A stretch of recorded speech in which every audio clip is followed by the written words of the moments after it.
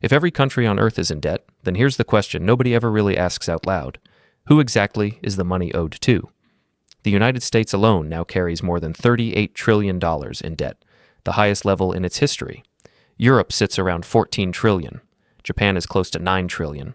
Even countries that export more than almost anyone else, like Germany and China, and oil-rich nations like Saudi Arabia, are buried under enormous obligations. On the surface, this doesn't make sense. Debt implies a lender and a borrower. But when everyone owes, where does the money actually go?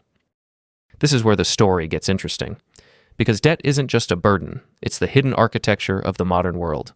Every war, every economic boom, every collapse, and every recovery has been built on top of it. And if you follow the trail of creditors long enough, you reach a surprising conclusion. The world doesn't owe its debt to some single villain or secret power. In a very real way, it owes it to itself. But that doesn't mean everyone benefits equally. To understand how we ended up on a planet drowning in more than $300 trillion of total debt, nearly 3 times the size of the global economy, we have to go back long before credit cards, digital payments, or Wall Street. The idea of national debt was born not in banks, but in war. In 1694, England was fighting France and running out of gold. The crown needed money fast. Instead of raising taxes immediately or seizing resources, the king turned to merchants and lenders.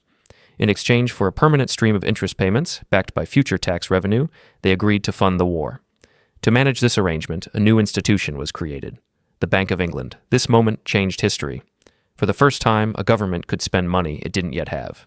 And in return, lenders received something more powerful than gold, a promise from the state, a promise that could be bought, sold, and traded. This was the birth of the government bond, and with it, the foundation of the modern financial system. Other nations quickly followed. France adopted the model. The Netherlands refined it. When the United States gained independence, it used national debt to fund its revolution and later to expand westward. Over time, debt stopped being a sign of weakness. It became a measure of credibility. The ability to borrow became the ability to rule. Empires no longer needed to conquer land to extract gold.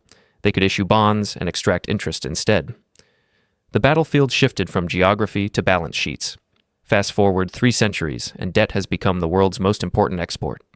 Global borrowing now increases by roughly $1 trillion every 100 days.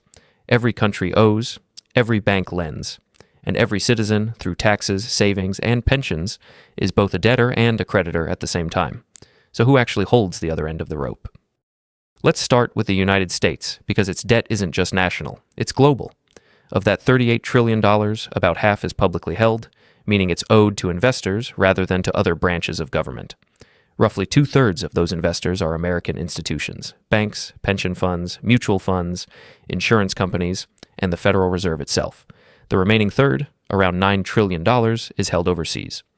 Japan is the largest foreign holder, with about $1 trillion. China follows with roughly $800 billion. After that come countries like the United Kingdom, Luxembourg, and Belgium. So when people say the United States is in debt to China, that's technically true, but it represents only about 2% of total U.S. debt. Most of what America owes, it owes to itself. The Treasury issues bonds, banks and funds buy them, the Federal Reserve often buys them back, creating new dollars in the process. Taxpayers fund the interest payments, which then flow into retirement accounts, pensions, and investment portfolios. It's a circular system. The debt is real, but the creditor is largely a reflection within the same financial mirror. And the circular structure isn't uniquely American, it's global. Japan lends to the U.S. by buying treasury bonds. The U.S. lends to Europe through institutions like the IMF. Europe lends to developing nations through the World Bank. Those developing nations then lend money back to advanced economies by parking their reserves in Western bonds. Every country holds someone else's IOU. Every promise is backed by another promise.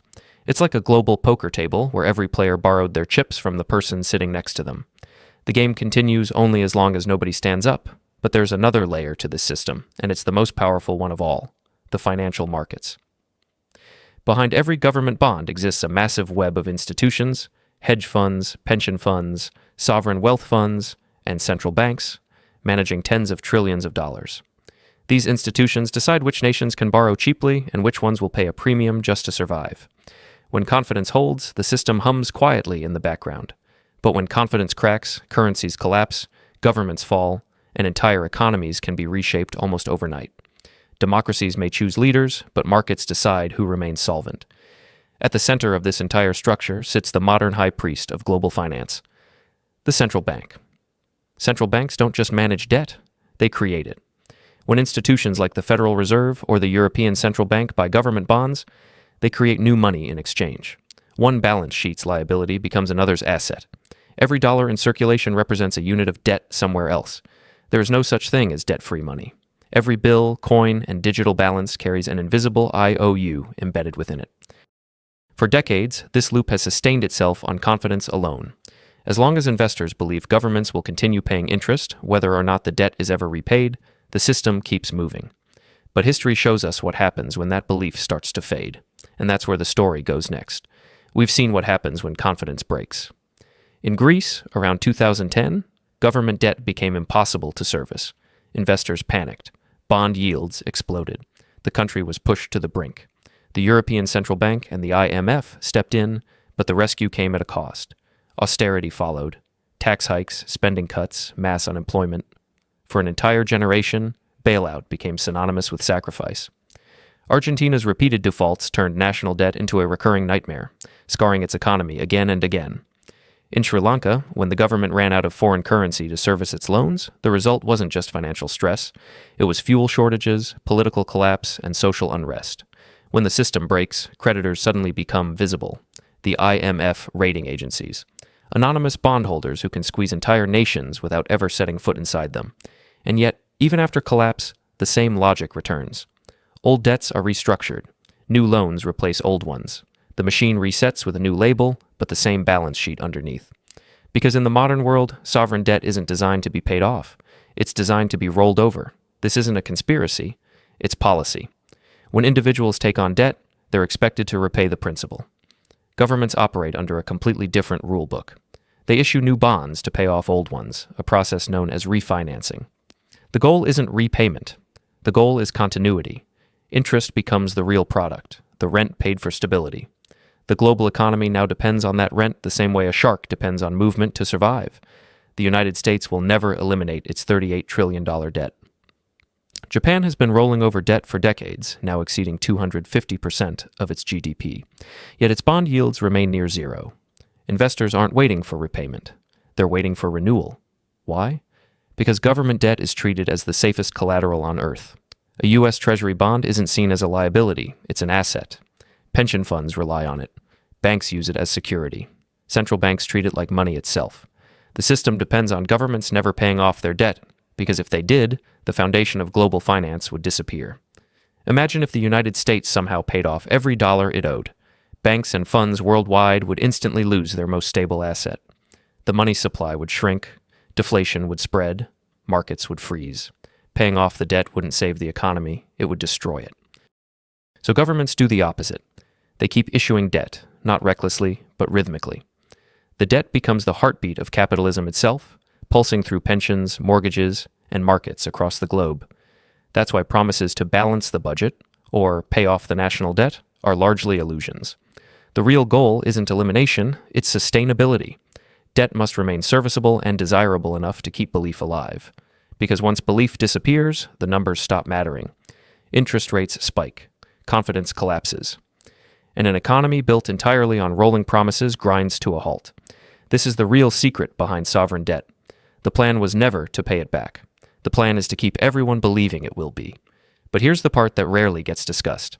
When we say the world owes debt to itself, that's only half true. Interest payments don't flow evenly through society. They flow upward, from workers and taxpayers to institutions and investors who hold the bonds. Debt isn't just a transfer between countries. It's a transfer between classes. That's why rising global debt and rising inequality move together. The system rewards those who own debt and punishes those who only service it. This pattern repeats everywhere, from households to nations to the entire planet. Creditors aren't villains. Debtors aren't victims. They're two sides of the same engine. The real danger appears when the engine runs out of fuel, when new borrowing can no longer keep pace with old promises. That's when the question, who's the creditor, stops being theoretical and starts becoming personal. At the top of the global pyramid, there isn't a single face to blame. It isn't China, it isn't Wall Street, it isn't the IMF, it's all of them and all of us. The modern financial system has turned debt into money itself. Governments issue it, banks multiply it, investors trade it, citizens depend on it. The line between debtor and creditor has blurred almost completely. Debt once meant bondage. Today, it means balance. But balance only holds as long as trust survives. And trust, history reminds us, is fragile. Because at its core, debt is still what it has always been, a promise. And no promise can be stretched forever. If this made you see the world a little differently, hit subscribe and stay curious. The answers aren't new. They're buried in history, waiting for the right minds to uncover them.